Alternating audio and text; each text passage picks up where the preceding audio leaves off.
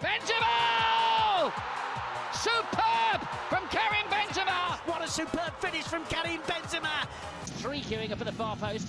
Kaka gets it across there. Oh What my a goal. God! What a goal! What Benzema. a goal.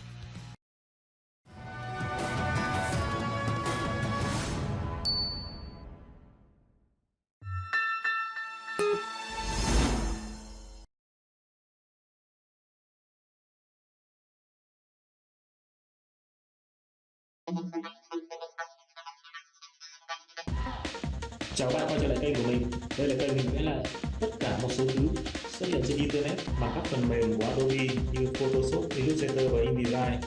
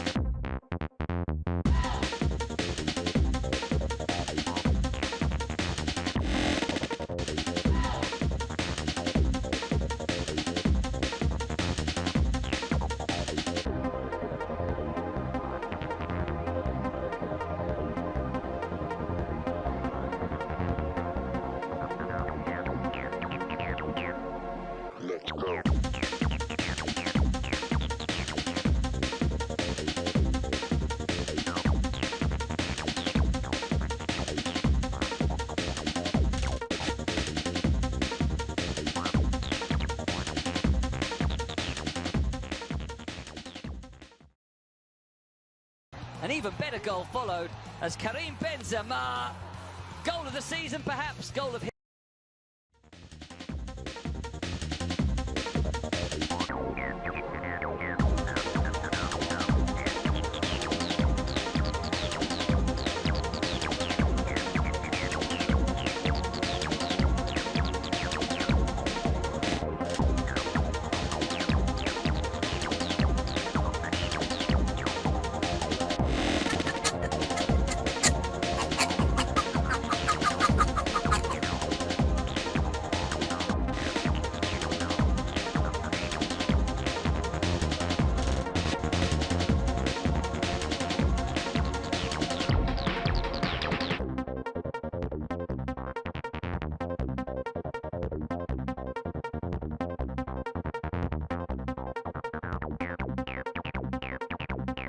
Let's go.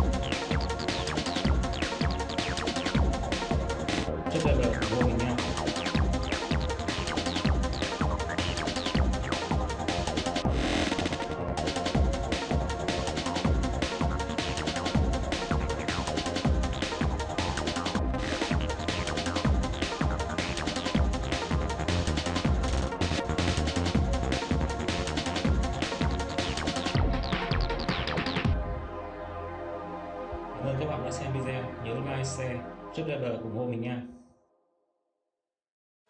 Benzema! Super!